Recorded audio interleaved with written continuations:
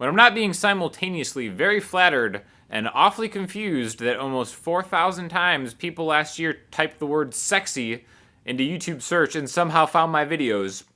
I like to answer questions that I get on YouTube, so let's get to it. Love your videos. Thanks, man. Got a weird question. Am I just an NPC, or is there another reason that my guitars buzz like crazy and the low F plays 20 cents off, even if I spend my children's tuition to get it fixed by bored techs who say that they're saving it but change nothing? WTF. This is actually a really good question, and I'm interested to hear people's comments in the comment section about this, because I remember the best acoustic guitar I've ever played was this Guild CV5, I think might have been the name of the model number. It was this Made in America Guild that was an awesome guitar, but the action was always so crazy. I could never get the action right where I could comfortably play bar chords for more than like 5 minutes before my hands just cramping up. I just always had to fight that guitar. It sounded so good, but again, I was just fighting it all the time.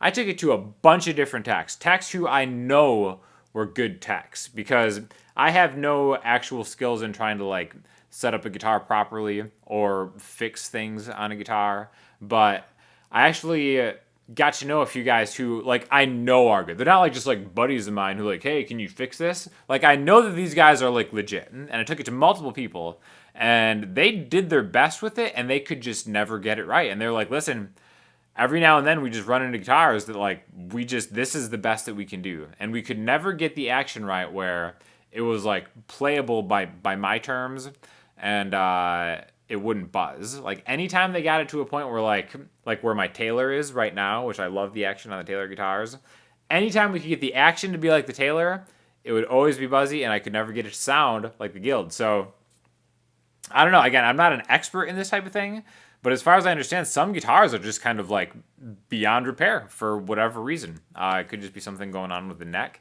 Again, they tried, I can't stress how much they tried everything. They tried heat treating the neck, and we could never get that Guild playable. Now, if all your guitars have that problem, then maybe it's a you problem. You know what I mean? I think one thing, again, I'm not saying this specifically to the guy who asked the question, but one thing that I've never talked about on my channel, how like, you know, beginner guitarists always kind of sound out of tune. And again, I'm not saying that this is an answer to your question specifically, but something that I've noticed a lot of beginners is when they fret a note, a lot of times it's out of tune because they're pulling down on the fret. So maybe make sure that, you know, if you have an issue with one of your guitars and you're like, okay, well, I'm trying to figure out what this issue is, make sure you're fretting the notes properly, because I remember when I was a beginner, I would always be out of tune, not because my guitar was out of tune, but because when I'm fretting something, I'm actually pulling down on stuff. So, you know, that beginner guitar sound, they could just be playing open chords, but it sounds like...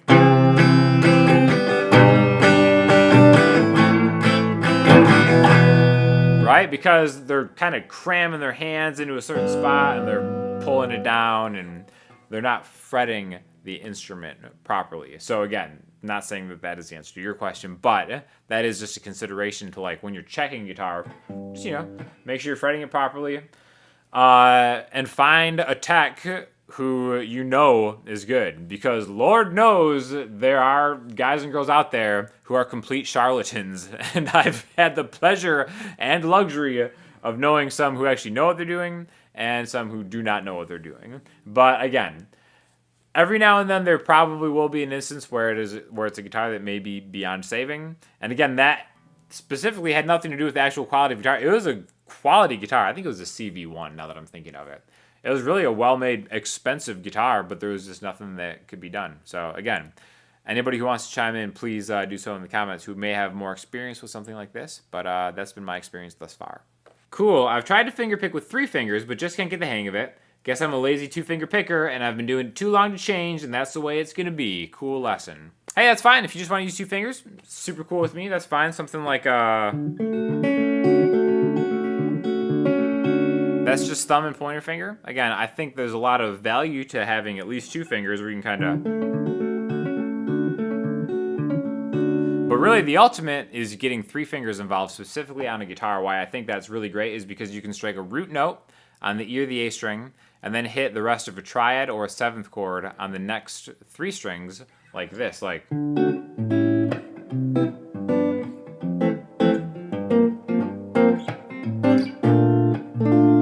I think that's kind of like the perfect just amount of notes that you need are just 4, right? So we cover a lot of this in the fingerpicking class that I taught with my buddy Kyle, who is a legit teacher of classical music at university. We actually just added a couple courses to that. I added one that's kind of like a more advanced Travis picking tutorial, and he did kind of like a long form lesson on a classic song. So if you haven't checked out that class, it's on sale. Click that in the link below. Super reasonably priced. It's like $21 as long as the coupon lasts for. And if you have already gotten it, log back into the account because there's some more content in there exclusive to the people who've taken the class. What is on your board? Great question. This is off the video about the new pedal that I was rocking out. So this is the main board, all right? Kind of simple. Most of it is just Walrus audio pedals and one Empress compressor. So I have a compressor. I have the Walrus Iron Horse, which is like all the distortion. It can go from kind of just slightly overdriven to like super metal.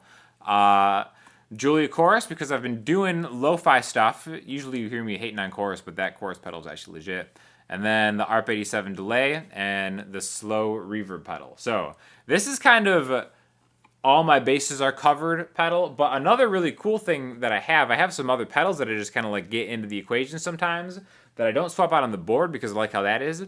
But the Old Blood Noise Endeavor Whitecap dual tremolo and their Minim, which is like delay / reverb with a cool reverse function, is something that I've been using recently, and I actually just got to use it on one of the new Ryder tracks, and it sounds really cool. This is kind of just a clip of it.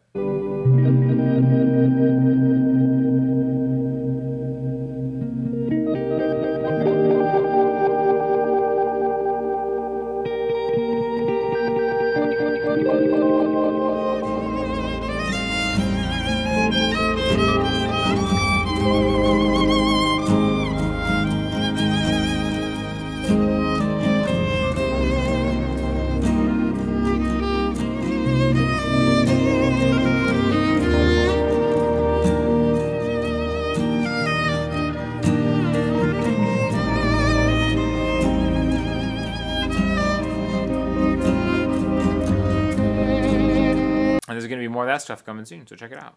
Dude knows one scale and can't play rhythm for eh. At least I know the one scale pretty well, and I do know all 7 modes of that one scale. No big deal. Yo, I really enjoy your take on ukulele lessons, as I feel like they'll benefit me more in the long run than many lessons. So I don't know if this is a good or a bad thing. I feel like it's a bad thing, but I've been doing ukulele lessons on the channel every other week or so. And for the first time ever, the ukulele lesson actually got more views than the guitar lesson. And I feel kind of upset about this, and I'm sworn to be a man of the people. So if the people are telling me that they like the uke lessons more than the guitar lessons, I think we have an issue here. So the answer to this question is you guys better start clicking on those guitar lessons a little bit more. Otherwise, the feedback might be starting to alter what happens around here.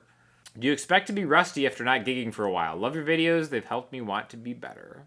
100% I'm so rusty.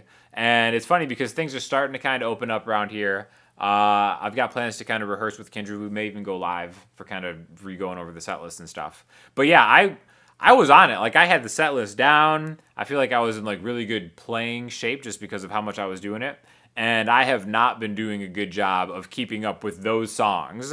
And off the top of my head, I don't even know how many songs I could play right now, but I know that I would definitely struggle. So it's going to be some practice to kind of get back into it. And that's all on me, because I easily could have just been like going over the set list once a week and not forgetting everything that I had learned over the last like 2 years gigging all the time. So I do anticipate being incredibly rusty, but I have the confidence that it'll get back into it pretty quick. It's like riding a bike, you know. I'm not really worried about it. But I definitely would have benefited from just running through that set list a couple times in the last few months, which I have not done, and I have nobody to blame but myself.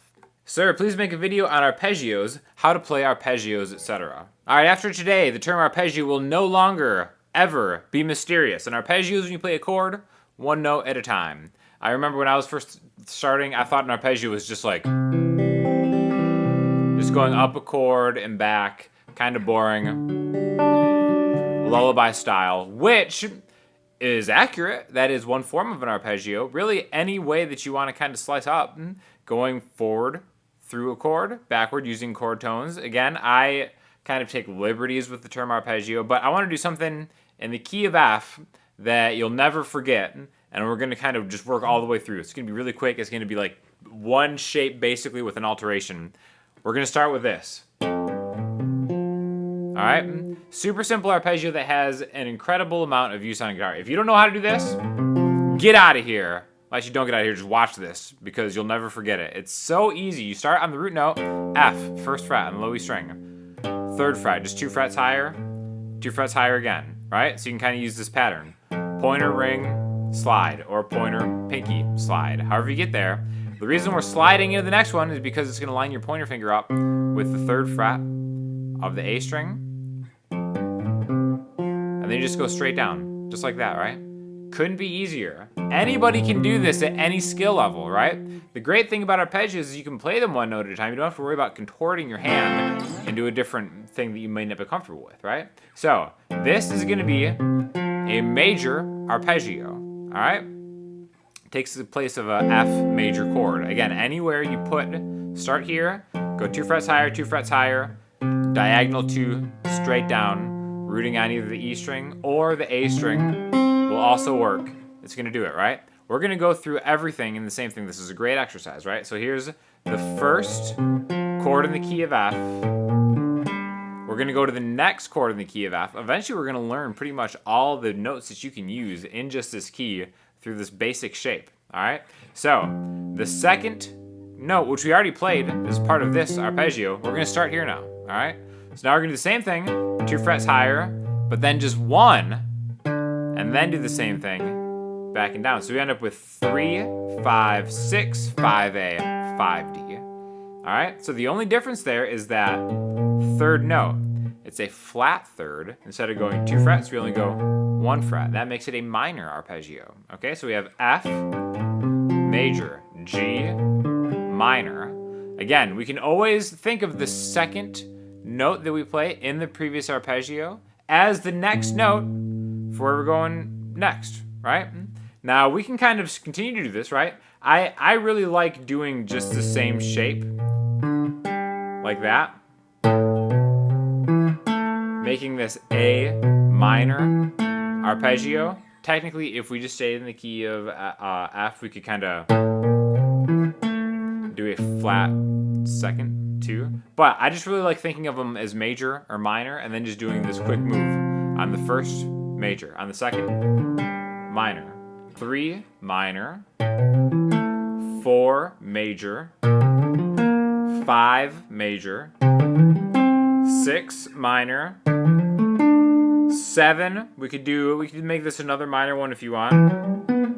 Technically this one would be diminished, and then we get back to major. But I really think it's just good to kind of like replace these with either basic major or minor arpeggios, and then maybe take it into the modes if that's something you want, and then you kind of get into the Phrygian stuff with a flat 2 also. But really, it's kind of the same thing.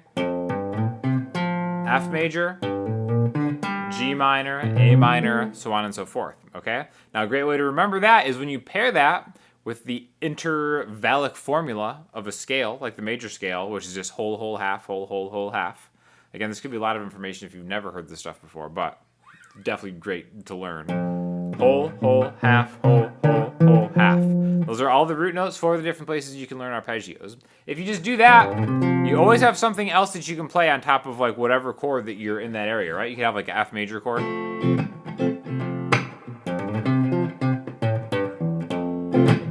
And then you just kind of swap them in and out, right? So arpeggios are super valuable to learn. Make sure you do it. For listening homework, I'm going to throw you to my favorite 1975 song from the 1975, not from 1975. They just released a new album. I haven't really gotten to spend a lot of time listening to it, just once through, so I don't have proper opinions on it now. So I'm throwing you to one from a couple years ago, which I think is really cool. And check that out. If you have any questions or comments, hit me up in the comment section, Instagram, Twitter, or the website. Make sure to check out that class. Like I said, if you already got it, we got new stuff on there. Or if you haven't, check it out. I think you'll like it. And I'll talk to you all soon. Thanks a lot.